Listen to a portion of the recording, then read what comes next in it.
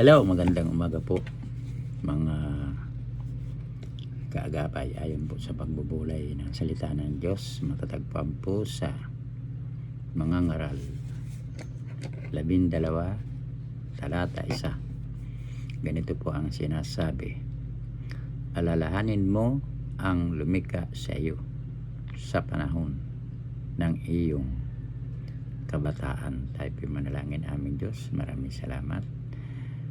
Gabayan mo kami ng Espiritu. Dapat naman kayo dakilaing sambahin at pasalamatan sa pangalan ni Jesus. Amen. May pamagat po, alalahanin. May kwento si Jesus upang bigyan ng babala ang mga tao.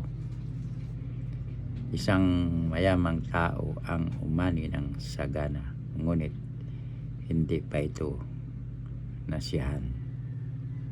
Ang nasa isip ay patuloy na paghahangad kung siya may suliranin.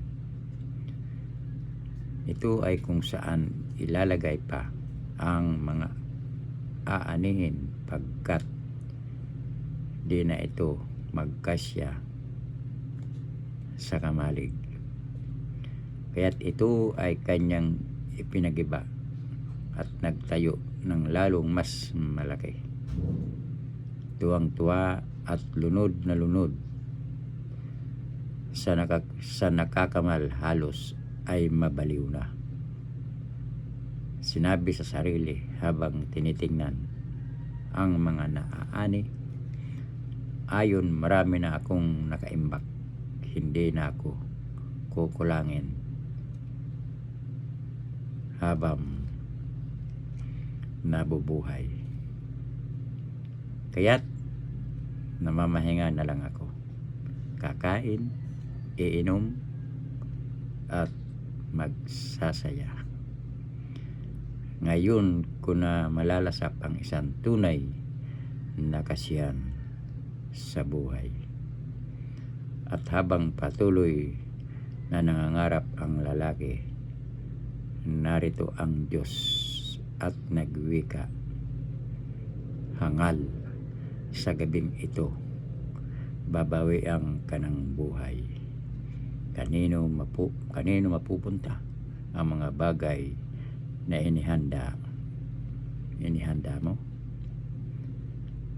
Oo, kangalan ng tao, nagkahanda na para bang dito na mananatili magpakailanman.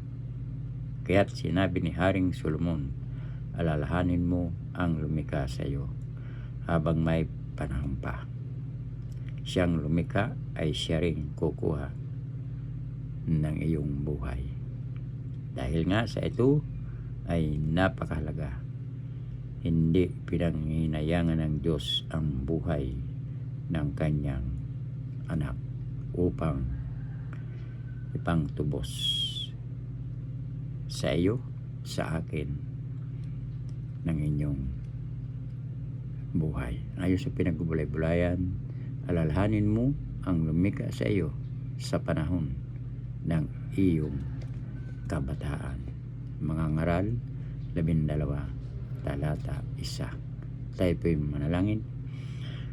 Amang Diyos na makapangyarihan sa lahat, ibinibigay ko po sa iyo ang aking puso at buhay.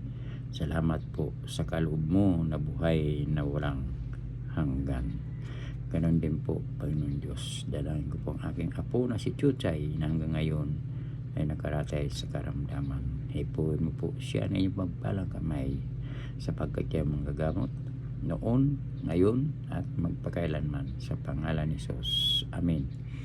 Maraming salamat po mga kagapay sa nakikinig na salita ng Diyos. Pagpalain po ang inyong buong sambayan. Diyan lamang po kayong magbabalik. Sa Diyos ang papuri. Bye-bye.